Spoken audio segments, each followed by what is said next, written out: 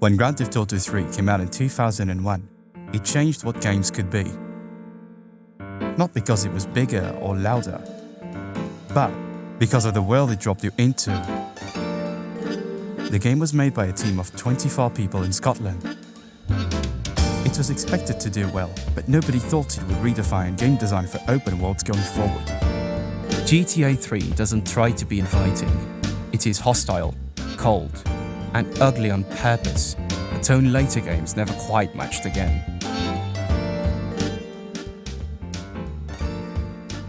GTA 3 feels closer to early crime films than to modern blockbusters. Mean Street, the spiritual side. And you know, Reservoir Dogs, Jesus Christ.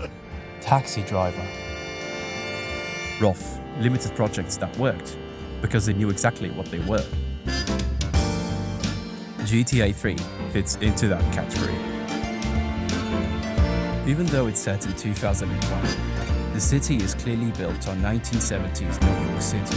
You feel it in the concrete textures, the dim lighting, the rainy nights and the urban decay. Later GTA games would be bigger, louder, more cinematic.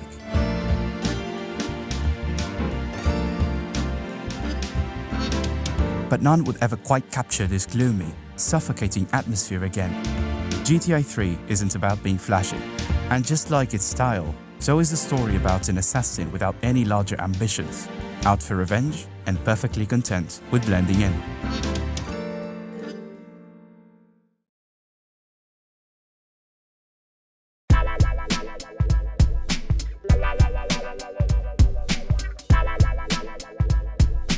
LCO1 is built around a singular idea.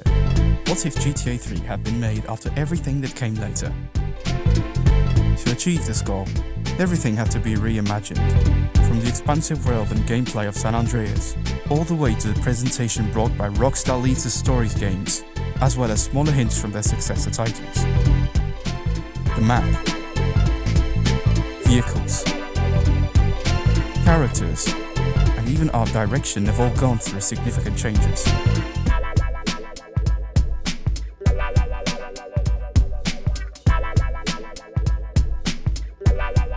However, what sets LCO1 apart is how much it expands the original game, without losing its core identity. The mod features 160 handcrafted vehicles, triple the amount found in GTA 3, all sourced from across the wider GTA universe, and reworked to match LCO1's unique modeling style. The additions are not random. They are instead fully integrated into missions, races, and world events. Consequently, the player's choice is also expanded, with over 40 weapons now available throughout the city. These can be found naturally in a variety of places, such as the newly added hardware stores, ammunition locations, 8 Ball's explosive shop, or Phil's heavy-duty weapons store. For the first time, every player-owned home is fully accessible, each with a real purpose. You might unlock a helicopter, play a video game, watch TV, professional hit, or even change outfits. LCO1 adds 29 unique outfits, some from GTA 3's concept art, others from films that inspired it. New vehicle types, bikes, motorcycles, helicopters, and planes. They change how the city is navigated. Swimming and parachutes are there as safety nets, making the game less punishing and more fun.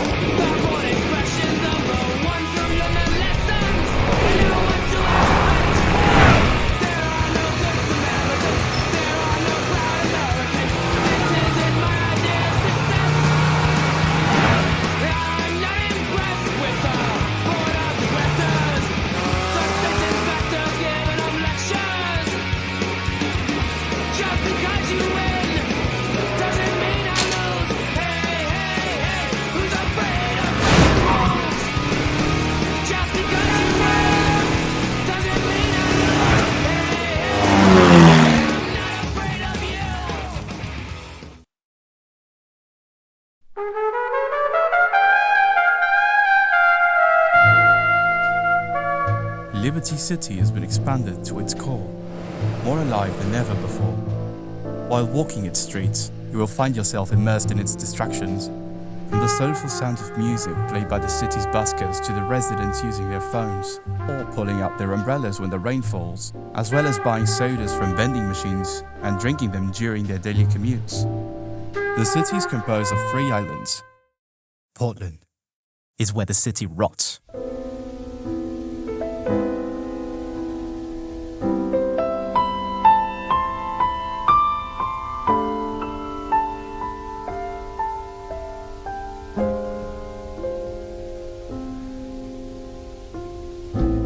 And at its center lies the Red Light District, a neon-lit, morally bankrupt distraction and the crown jewel of Portland in its worst possible way. With LC01, we expanded on that identity.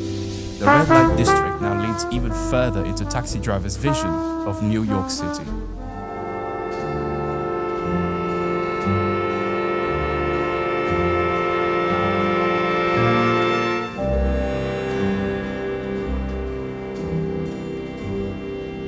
Denser backstreets, alleys, and environmental storytelling that reinforces its sense of moral collapse.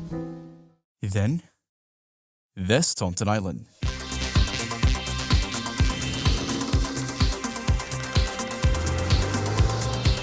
This is where power congregates, where deals are made, contracts are signed, and influence is traded behind closed doors. Billboards and commercials dominate every street corner, grounding the island firmly in a late 90s corporate atmosphere. LC01 pushes Staunton closer to a true Manhattan parallel. And finally, Shoreside Vale exists as a split reality.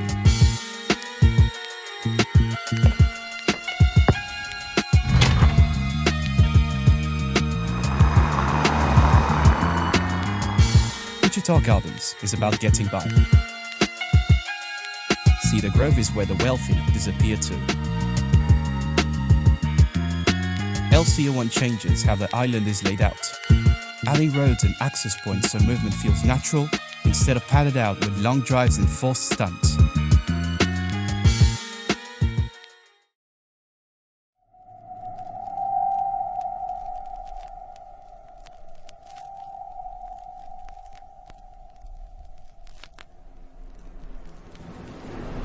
You play as Claude,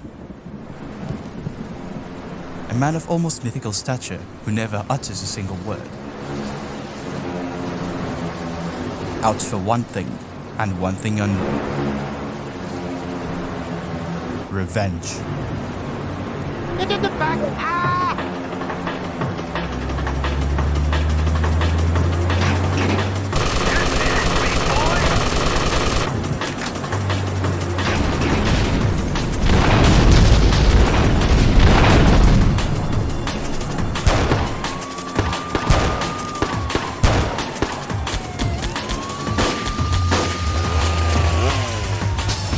His loyalty leaves him shot in the chest, outside of a bank in the outskirts of Liberty City. Revenge takes. Always. Your time or their life. He's a 29-year-old who spent nearly a decade on the run, with his now ex-girlfriend Catalina, robbing banks and crossing state lines. Starting again from the very bottom, he runs jobs for a sleazy club owner in the Red Light District. Remember, no one messes with my girl, so keep your hands on the wheel. An environment that symbolically mirrors Mean Street's vision of spiritual hell, emphasizing showgirls, red hues, and forgotten dreams. Your soul, the spiritual side. And you know, the worst of the two is the spiritual.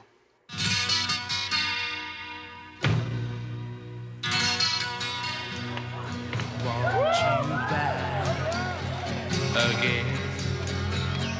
I want your love again. In LC01, Claude isn't reimagined. He's further contextualized through environmental storytelling. The expanded world reinforces what he already was, a ghost drifting through a city that doesn't care whether he lives or dies. Unlike Travis Bickle, Claude never explains himself, moving from job to job, with his loneliness expressed through his environment.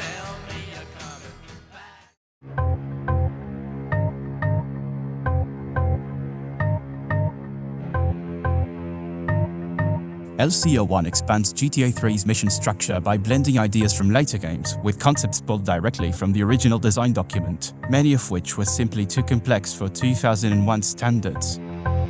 Let's look at Luigi's mission strand, which now acts as a proper tutorial for the expanded systems. Luigi's Girls is no longer a simple pick-up and drop-off.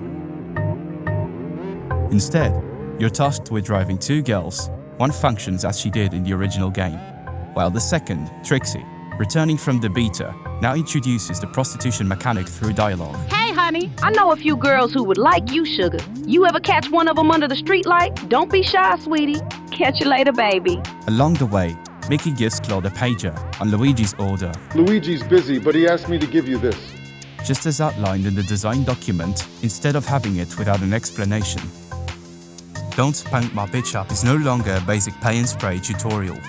Instead, the player is prompted with picking up a weapon from O'Donovan's hardware store, which happens to be owned by the mayor's brother. During the drive, a billboard featuring the mayor reinforces the connection. When Claude confronts the dealer, the encounter is expanded with a dialogue cutscene and a melee tutorial. After the player drops off the dealer's car, the player is left free to explore. He can steal a car, steal a bicycle, or even play some basketball. Choosing to drive triggers a news report that ties into the mayor's corruption case about misuse of public funds in relation to his brother's hardware store chain. Drive Misty for Me now restores cut dialogue from the design document and introduces the outfits mechanic. Luigi wants his associates to look respectable. We better sort you out with some new threads. Claude must get the suit Luigi paid for before delivering Misty to the Don's son, Joey Leone. Pump Action Pimp has been renamed to Pimp. The early game Insta-Kill shotgun has been replaced with a more balanced Uzi. Uncensored dialogue from the game's design document also makes a return in this instance. He's made a big fucking mistake, so go teach him a lesson. Capiche? Dress code simple. No suit, no meeting. The Fuzzballs mission flow has changed. Whereas in the original game you simply had to pick up girls from across the map and deliver them to the police ball. Now the player must deal with situational obstacles, including beating up hostile Johns, or a quote-unquote admirer who actively interferes. Hey, I'm coming too. Aw, gee, don't be like that. Oh, hell no, you didn't say anything about the cops. Hey, boys. That's what I call community service. A final standout is Cutting the Grass, a Salvatore Leone mission about rooting out a cartel informant. We got us a rat. There's a guy named Curly Bob, works the bar in Luigi's. Similarly to GTA 3, LCO1 allows the mission to be completed via multiple paths. He usually gets a taxi home after work. They take me to Portland Harbor. Who the hell are you supposed to be? And if he's ratting us out, grab him and bring him back to Luigi's place. Unlike the original game, where the mission ends abruptly by killing Curly Bob on the spot. Ow! What the hell's wrong with you? LCO1 instead implements an intimidation mechanic, requiring the player to capture Curly Bob alive, as per the game's original design document. Okay, I'll do anything you want, just don't kill me. Do that again. Help me, I'm getting kidnapped! Help! Help me! All right, calm down! Ah, somebody help me!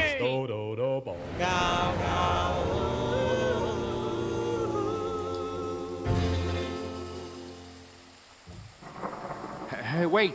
Hey, what is this? Hey, Mickey, what are you doing here? Let's take a walk, you greasy fuck. You're gonna kill me for something I didn't do? I mean, come on. Who even is this guy? Don't you think we would have killed you already if we wanted you dead? Relax. We'll take it from here. Now get out of here, kid. Rest of this don't concern you. Or anybody. No, please, fellas. We can talk about this. Don't take too kindly to rats here, Bob. You should have known. Mick, Go ahead.